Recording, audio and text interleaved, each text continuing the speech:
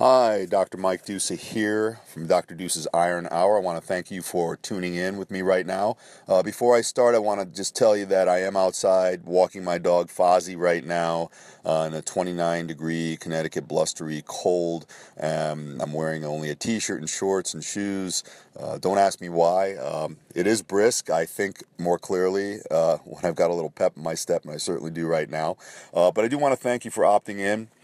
Some of you may know who I am from my Facebook page or from bodybuilding. Just a little bit of background about me.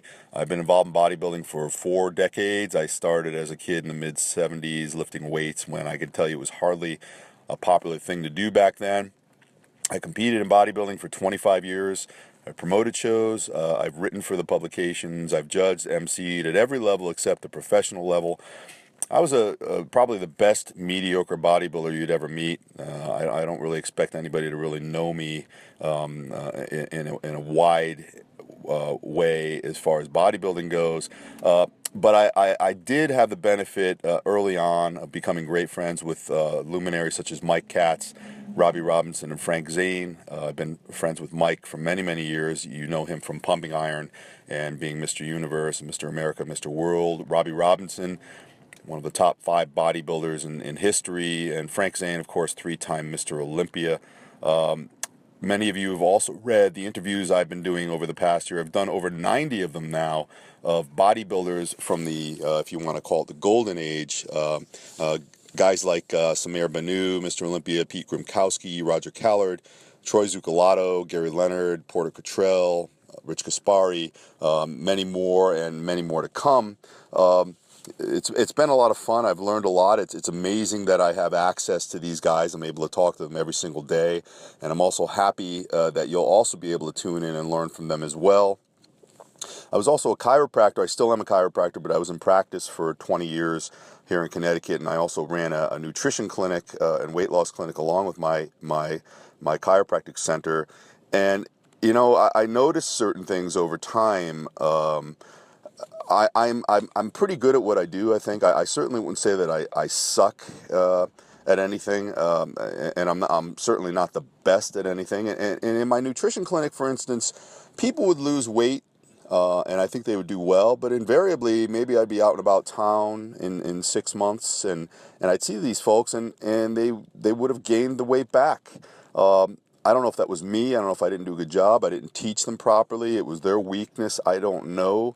I do know that if you look at society in general, our society is in sorry, sagging shape at this point right now. Our industry, if you want to look at the milieu that is bodybuilding and fitness and health and nutrition, I think also there's a lot of failure going on. I think that's a failed industry as far as accurate information is disseminated.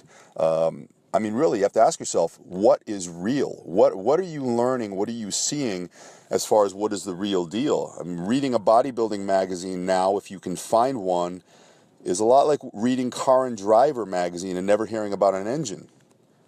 I mean, how are these vehicles propelled? You see these bodybuilders and fitness queens and physique guys and CrossFit people and all this other newfangled stuff that I'm not really in tune with.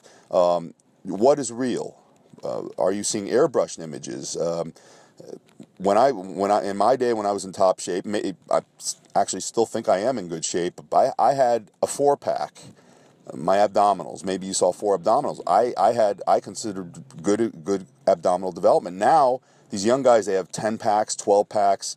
Just how does that happen? Evolutionarily speaking, does the body change where you can develop that, whereas back in my so-called day you couldn't? Are we looking at airbrushed images? Are we looking at filtered images? I mean, what's real? I mean, we've got the 300-pound bodybuilders now with the big guts, the 50-inch guts, and again, I know they work hard, and what they've achieved does have some virtue in a certain area for certain people. It's certainly not for everybody, but what I'm really looking to do here is to disrupt an industry that's in dire need of disruption. It's rife with canards, prevarications, and lies. I'd like to go back to a look that I believe was lost somewhere in the early 90s with Lee Haney. Lee Haney and beforehand is really What I'm looking at as far as talking about a classic physique, somebody with a tight waistline, broad shoulders, tremendous muscularity, but you could still look good in an Armani suit, or any old suit, or just clothes, or whatever, and maybe brandish appeal that can be applied to the hoi polloi, the common man. Anybody would say, hey, I'd really like to look like that. I think we've lost a lot of that now. I think there's a tremendous disconnect where the average person looks at our industry and just there's a disconnect. They don't feel that they can do what the folks in this industry are doing or look the way they do. It's just not believable. Why isn't it believable? Well, I don't think any of the truths are put forward. I think some of the top people in the industry say one thing and they do another. My approach, I like to think, is one of no bullshit. I live a lie. I'm not going to say I don't lie. I never lie. I will say that I live my truth. I live in my truth, and everybody's truth is different. But I will tell you this: I'd never steer anybody wrong as far as trying to get my message across. I mean, the champs now, they talk a lot, but they really say nothing. We had for a long time Joe Weider, Bob Hoffman, Dan Laree, and they were great marketers. I think we have to thank them for bringing us what we have today. I do believe without Joe Weider, there would be no bodybuilding. But on the other hand, Joe Weider himself would pretty much admit that he'd sling a lot of bullshit in selling young guys promises of muscular stardom and development. But none of those promises were really true. But on the other hand, he did bring a lot of people into the circle as far as working out and lifting weights, and that was a good thing.